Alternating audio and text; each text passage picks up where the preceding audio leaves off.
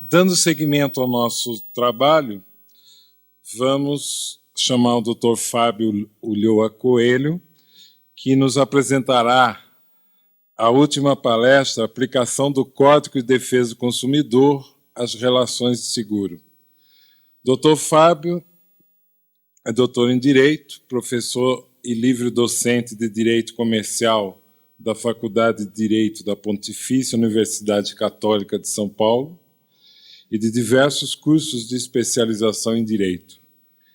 É o segundo vice-presidente do nosso Instituto Brasileiro de Direito Seguro.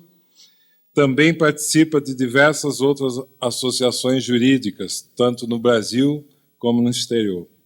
Advogado em São Paulo, autor de diversos livros e artigos em filosofia do direito e direito empresarial. Vamos ouvir, então, o Dr. Fábio, por favor. Boa tarde a todos. Gostaria de, inicialmente, fazer um registro, né, na condição até de vice-presidente do IBDS, né, o registro do trabalho, da competência. Que desagradável. Desculpem. Isso porque eu pedi, né? O registro do trabalho, da competência do nosso presidente, Ernesto Tziruniuk, né, ele nos pôs a todos a trabalharmos em prazo exíguo e conseguiu, com a sua liderança, oferecer aqui, eu diria, para o direito do seguro no Brasil, né, este evento, que é um evento de primeira grandeza. Eu estou realmente muito gratificado em fazer parte dele, em ter sido convidado para fazer essa pequena exposição, né? E gostaria também de cumprimentar o Ernesto, né, por esse trabalho e dizer que o padrão de qualidade desse fórum é o padrão Ernesto Tziruniuk, né, que não é pouca coisa. Parabéns. Né? Enfrentando aqui o meu tema, eu gostaria de estar recuperando uma passagem da exposição com a qual nós fomos brindados ontem pelo professor Ruben Stiglitz. Ele nos contou a todos de uma aula que ele assistiu na Universidade de Yale, né, uma aula dada pelo Guido Calabrese, né, sobre a análise econômica do contrato. Né. A análise econômica do direito, né, é uma vertente do pensamento jurídico que nasce nos anos 60 nos Estados Unidos, né, na Universidade de Chicago, né, e o Guido é um dos exponentes dessa análise econômica do direito, claro, dedicado ao contrato, né. Mas essa análise econômica tem uma ambição muito maior, né, tem um objetivo bastante expressivo, né, bastante instigante até. Né. A análise econômica do direito procura compatibilizar as decisões judiciais com a questão da eficiência econômica. Em que medida seria possível que todas as decisões judiciais pudessem ser norteadas por um critério de eficiência econômica. Né? E a amplitude, a ambição da análise econômica do direito é tal, né, que eles pensam, inclusive, constava do projeto, né, o projeto, logo mais eu vou fazer uma apreciação crítica desse projeto, mas o projeto procurava, inclusive, discutir a aplicação da eficiência econômica nas decisões de direito penal, né, qual deve ser o tamanho da pena para desmotivar a ação delituosa em termos de eficiência econômica.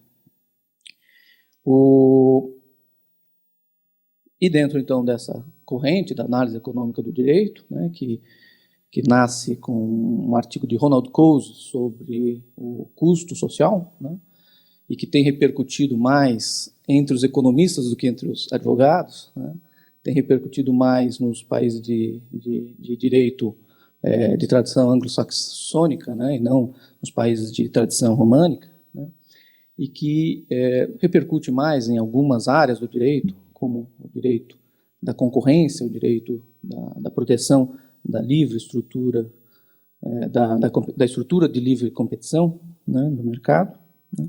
Essa análise econômica do direito, no final, acaba fracassando, né? Eu diria até por um pouco de uma ingenuidade, né? Exatamente por imaginar que a estrutura jurídica é algo inútil, né? É ingênuo isso, né? Imaginar que as decisões serão eficientes sob o ponto de vista econômico e não se levará em conta na hora da decisão valores de justiça, não se levarão em conta os padrões de necessidade de segurança jurídica propriamente dita, que todos nós almejamos, né? E realmente ficam aquelas considerações bastante abstratas, aquelas ideias do direito como um simples copiador do mercado, né? O direito como algo que deveria ser mínimo, e nesse mínimo ele deveria apenas refletir o que o mercado alcançaria se pudesse funcionar livremente, né? Essa ingenuidade dessa colocação, né, dessa ideia básica da análise econômica do direito, no meu modo de ver, o que está explicando. Enfim, ela nasce em 1960, tem uma certa ressonância, mas hoje já pode-se dizer cumpriu os seus objetivos, né? E o objetivo principal que eu acho que a análise econômica do direito cumpriu, isso eu acho que é a herança desta tentativa de investigar até que ponto as decisões jurídicas poderiam ser norteadas exclusivamente por critério de eficiência econômica, a herança está justamente em constatar-se que o direito é um elemento de custo das atividades empresariais, né? E isso nós, advogados da área de seguro, sabemos bem, né? Tantas a mudança ou a consolidação ou, enfim, a não pacificação de uma certa jurisprudência, né? Impacta os cálculos atuariais e pode até levar a uma recomendação de uma revisão de reservas, de contingências dentro da seguradora, né? O direito interfere nos custos da atividade empresarial. E isso também fica muito claro, e daí a razão de eu ter escolhido esse pano de fundo para começar a minha exposição, né? Isso fica muito claro também no direito do consumidor. O direito do consumidor é um elemento de custo das atividades empresariais, né? Quanto mais direito o consumidor tiver, mais custo a empresa tem, mais elevados são os preços dos produtos e serviços oferecidos no mercado, né? Na medida em que o direito positivo assegure aos consumidores algumas prerrogativas, enfim, alguns direitos subjetivos, né? Isto traz para o empresário um aumento de custo, né, que é repassado para o preço do produto ou serviço, e o próprio consumidor acaba pagando, então, a melhoria das condições jurídicas em que se dá o consumo, né? Então, esse é o pano de fundo em que eu gostaria de estar introduzindo o tema que me foi atribuído. No direito brasileiro, os contratos privados, as relações privadas, até 1991, estavam sujeitas a dois grandes regimes jurídicos: o regime do direito comercial, o regime do direito civil. Através das teorias dos atos de comércio, através da teoria da empresa, né, distinguia-se se uma determinada relação de direito privado deveria estar regida pelo Código Civil ou regida pelo Código Comercial. Isso até 1991, quando entrou em vigor o Código de Defesa do Consumidor. O Código de Defesa do Consumidor é 90, vacatio legis aí de uns 6 meses, março de 1991 entra em vigor o novo Código, né? E isso faz com que os regimes contratuais de direito privado no Brasil passem a ser 3, né? Parte dos contratos, parte das relações jurídicas que estavam sujeitas ao direito comercial passam à égide do direito do consumidor, parte dos contratos, parte das relações jurídicas que estavam sob a égide do direito civil passam para o âmbito do direito do consumidor, mas permanecem certas relações jurídicas ainda regidas pelo direito civil, certas relações jurídicas ainda regidas. Invocar a tutela do Código de Defesa do Consumidor, essa é uma discussão bastante complexa no direito brasileiro e nascida dessa opção pouco técnica que se adotou no parlamento. Porque, veja, o conceito consumidor é o de destinação final. Mas seria uma destinação final meramente física? Né? Ou essa destinação final é um conceito econômico? Digamos, quando este hotel aqui adquiriu essas poltronas para organizar este auditório. Fisicamente falando, o destinatário final, todos podem sentir isso de uma forma bem concreta, é o hotel. Mas, sob o ponto de vista econômico, essas poltronas representam um insumo do hotel. O destinatário final dessas poltronas, sob o ponto de vista econômico, não é o hotel, mas os consumidores dos serviços que o hotel presta. Então, se perguntava, e ainda se pergunta a doutrina, né, se o conceito de destinação final que consta do artigo 2º do Código de Defesa do Consumidor tem que ser entendido de uma forma meramente física, ou, se ao contrário, deve ser entendido de uma forma econômica, claro. Eu sou daqueles que considera que a destinação final tem que ser econômica. Né? Então, o que for insumo, né, enfim, a compra de insumo refoge a aplicação do Código de Defesa do Consumidor. E isso faria com que o empresário que está adquirindo o insumo, né, ele não pode ser visto como destinatário final e, portanto, não se aplicaria em seu favor o Código de Defesa do Consumidor. Né? Pois bem, consumo. Né? Contrato de consumo é aquele contrato em que um dos polos contratantes, é um fornecedor legalmente considerado e o outro um consumidor legalmente considerado. Né? Se contrato de consumo é isso, então nós já podemos logo de cara concluir que determinados contratos nunca estarão sujeitos ao Código de Defesa do Consumidor. Por quê? Porque os contratantes, por definição, não se enquadrarão ou num conceito de fornecedor ou no conceito de consumidor. Exemplo típico, acho que está na nossa área, é o contrato de resseguro. Um contrato de resseguro é um contrato que envolve duas empresas, duas sociedades, a sociedade seguradora e a resseguradora, né? Uma relação jurídica que não, por definição, não se enquadra, não se submete à defesa do consumidor. Por quê? Porque falta o consumidor.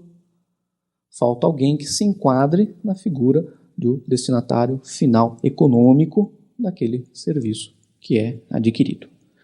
Outros exemplos a gente poderia estar lembrando, né, um contrato de franquia. A franquia, né, factoring, né, factoring não, é franchising, né, é um contrato em que você tem, de um lado, um empresário, né, um franqueador, de outro lado, outro empresário, o franqueado, e o franqueador presta serviços ao franqueado, serviços de organização do estabelecimento empresarial. Tá? Não há nenhuma relação de consumo, nenhum desses contratantes se enquadra no conceito de destinatário final econômico do serviço que está sendo prestado. Tá? Um contrato de hedge também não se aplica ao Código de Defesa do Consumidor, é um contrato entre uma instituição financeira e o exercente de uma atividade econômica para se preservar dos riscos de oscilações cambiais, de oscilações de preço de produtos sazonais. Por definição, não se submete, não tem como se submeter ao Código de Defesa do Consumidor. Existem outros contratos que podem ou não submeter-se ao Código de Defesa do Consumidor. Curiosamente, não existe nenhum contrato que sempre se submete ao Código de Defesa do Consumidor. Há contratos que podem ou não submeter-se ao Código de Defesa do Consumidor, há contratos que podem ou não ser contratos de consumo, mas não existe um contrato que seja necessariamente, sempre, um contrato de consumo. Compra e venda, por exemplo, que acabamos de examinar, pode ser ou não um contrato de consumo. Pode ser um contrato comercial, pode ser um contrato civil, depende da qualidade dos contratantes. E o que eu vou procurar demonstrar daqui a pouco, pelo menos é a tese que eu vou tentar sustentar aqui, é de que o seguro encontra-se nesta categoria. Pode estar sujeito ao Código de Defesa do Consumidor ou não. Depende se ele representa uma relação de consumo ou não. Vai depender de uma análise do quanto esse seguro pode ser tomado como um insumo do contratante, um insumo do segurado. Mas já chegaremos lá. Antes eu queria fazer uma pequena notícia, enfim, fazer uma pequena digressão sobre como essa discussão se aparelha no tocante aos contratos bancários, né? E aqui também, novamente, eu aproveito, a gente tem, em relação a esta reflexão, a aplicação do Código de Defesa do Consumidor aos contratos bancários, uma farta bibliografia sobre o assunto, jurisprudência.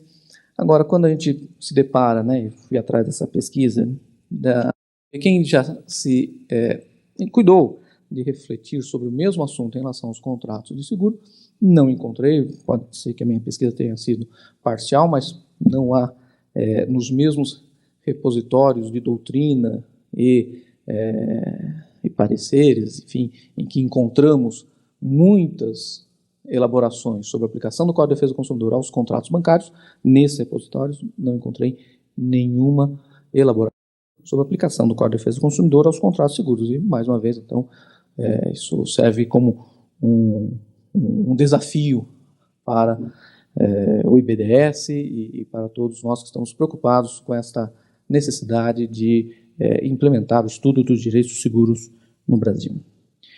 Em relação à discussão dos contratos bancários, nós vamos encontrar algumas colocações que tiveram uma importância muito grande, porque foram apresentadas logo após a edição do Código de Defesa do Consumidor, numa publicação que envolveu grandes nomes do direito brasileiro, Arnold Wald, Geraldo Vidigal, Manuel Gonçalves Ferreira Filho, né? E em que discutia realmente a aplicação do Código de Defesa do Consumidor às operações bancárias. Era uma publicação promovida pelo Instituto de Ciências Bancárias, né? Nesta publicação, encontramos desde algumas posturas mais radicais, né, mais, enfim, peremptórias, né, como a de Geraldo Vidigal, que diz que o contrato bancário nunca está sujeito ao Código de Defesa do Consumidor.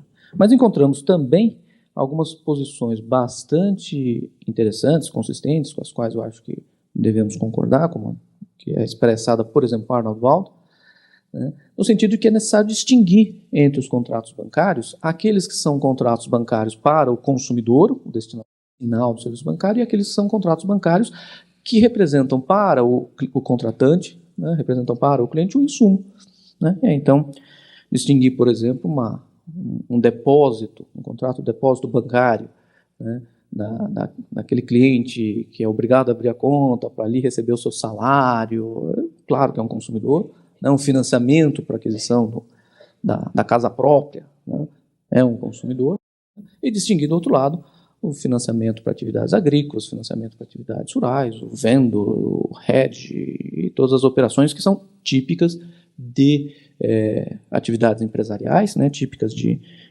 por elas só se interessam os empresários e para os quais o contrato bancário, enfim, o crédito bancário, em última análise, é um insumo, né?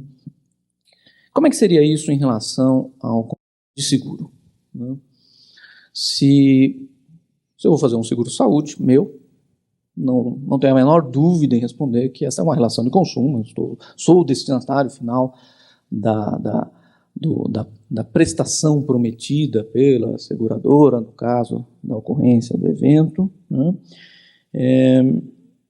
Mas e se eu, na verdade, estou fazendo um seguro de crédito, né? Sou um empresário, concedo crédito aos meus dealers e resolvo fazer um seguro de crédito, né? Isto é uma situação, sob o ponto de vista econômico, bastante diferente. Seguramente, um economista que fosse falar dessa despesa, do prêmio pago para fazer esse segundo seguro, ele diria, não, isso aqui é insumo, isso não tem nada a ver com consumo, não tem nada a ver com extirpar o valor de troca de um bem, enfim, acabar com o seu valor, retirá-lo da cadeia de circulação econômica, né? Em última análise, o que deve ser esclarecido é o conceito de destinação final. Se ficarmos com o conceito de destinação final físico, vamos dizer assim, né? O serviço fisicamente se esgota no pagamento de uma prestação porque ocorreu o evento segurado para o empresário. Fisicamente falando, o empresário é o destinatário final, então, desse seguro. Mas se estamos diante de um conceito de destinação final econômica, ou seja, se trata de um aumento de custo da atividade empresarial, pagamento do prêmio, eventual pagamento da prestação pela seguradora, a indenização pela seguradora, aí nós vamos chegar à conclusão que este contrato é um contrato que está fora do âmbito do Código de Defesa do Consumidor. E quais seriam as implicações dessa discussão, né? A que nos levaria chegar a uma conclusão que este contrato de seguro é um contrato não de consumo, um contrato ao qual não se aplica o Código de Defesa do Consumidor?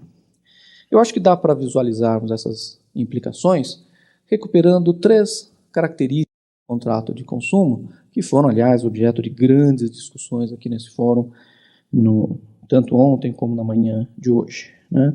Ele é um contrato de adesão, tá certo? Ele é um contrato de adesão, necessariamente é um contrato de adesão, senão não há como operar o mutualismo, mutualidades, senão através de contratos de adesão.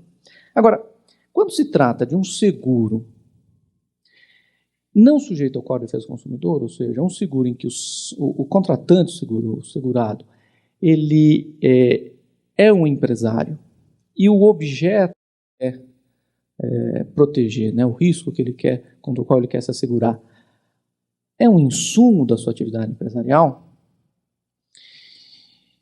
podemos visualizar uma margem de negociação um pouco maior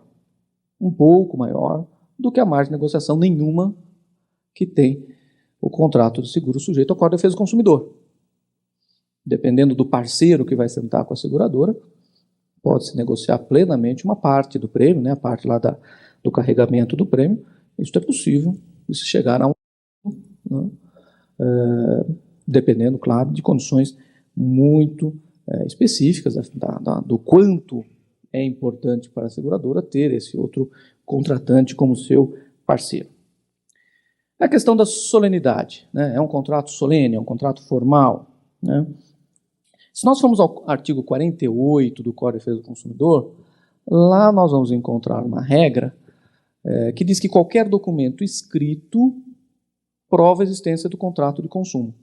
Qualquer documento escrito prova a existência do contrato de consumo. Se nós estamos diante de um seguro ao qual não se aplica o Código de Defesa do Consumidor, esta regra é inoperante. Ou seja, o contrato de consumo, um contrato de seguro não de consumo, né, ele não se prova por qualquer documento escrito. Prova-se, enfim, pela apólice e pelos demais documentos que a lei da seguradora, a escrituração mercantil da seguradora, enfim, né? Conjugado com isso, o artigo 84 do Código de Defesa do Consumidor estabelece que qualquer documento escrito dá ensejo à execução específica das obrigações nele referidas em favor do consumidor. Nós sabemos que a apólice é título executivo, de acordo com o Código de Processo Civil, quando se trata de seguro de vida, ou seguro de danos pessoais de que resulta a morte. Nem sempre a apólice é título executivo. Mas se é um contrato de seguro sujeito ao Código de Defesa do Consumidor, o Código de Defesa do Consumidor invoca o 48, invoca o 84 e vai executar contra a seguradora os direitos que ele alega possuir.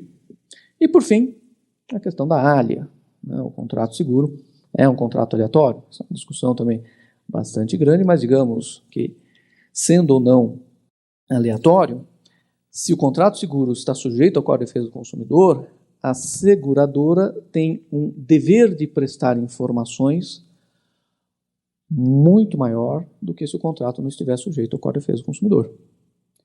O Código de Defesa do Consumidor, nos artigos 31 e 33, garantem ao consumidor um acesso a informações sobre preço, qualidade, riscos a que está sujeito, enfim, o patrimônio do segurado, enfim, toda uma série de direitos à informação que a seguradora está obrigada a fornecer quando o aplica-se o Código de Defesa do Consumidor e que, se não se aplica o Código de Defesa do Consumidor, nos contratos de consumo, nos contratos de seguro que não são de consumo, não há necessidade de todas essas informações. Do outro lado, nós temos um empresário, do outro lado, nós temos um contratante que não está vulnerável, que tem medo de se cercar de profissionais do direito, economistas e outros profissionais, para posicionar-se na negociação.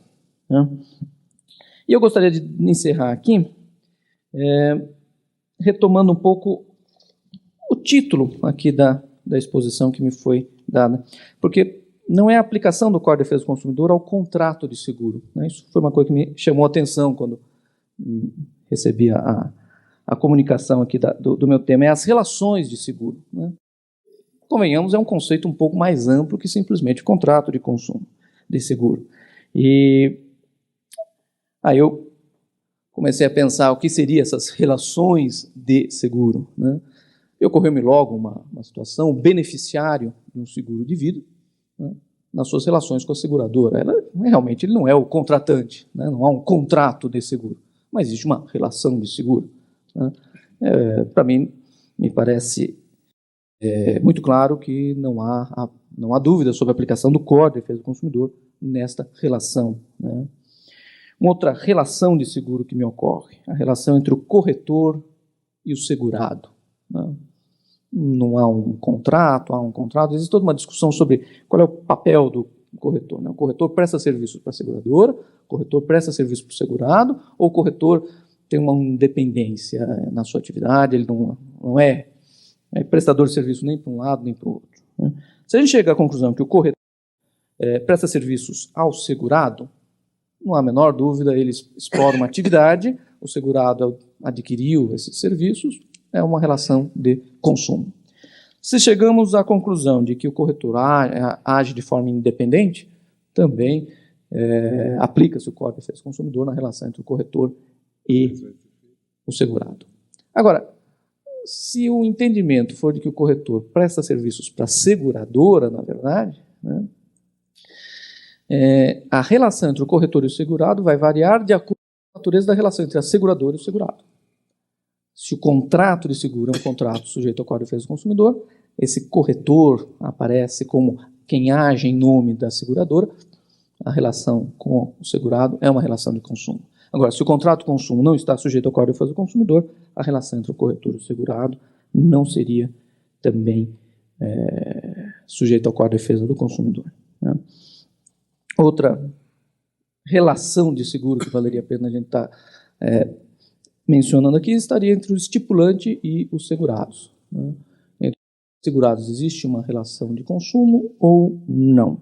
E aí, novamente, toda uma discussão sobre qual é a figura, qual é a natureza jurídica da atividade do estipulante, né? Enfim, se é uma estipulação em favor de terceiro, tal como estabelecido no Código Civil, se ele é um gestor de interesses comuns, ele estaria numa posição equivalente ao do agente fiduciário de debenturistas. Né? Eu acho que nessa relação nunca se aplicaria o Código de Defesa do Consumidor. Nessa relação entre estipulante aplica-se o direito civil, né, na parte de relativa à estipulação em favor do terceiro, ou diretamente, ou de forma analógica. Né.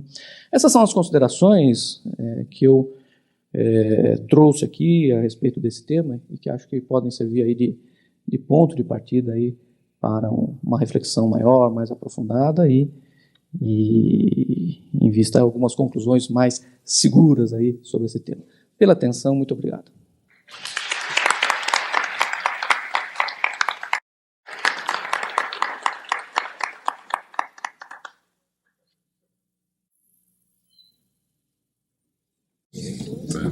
Agradecemos também ao Dr. Fábio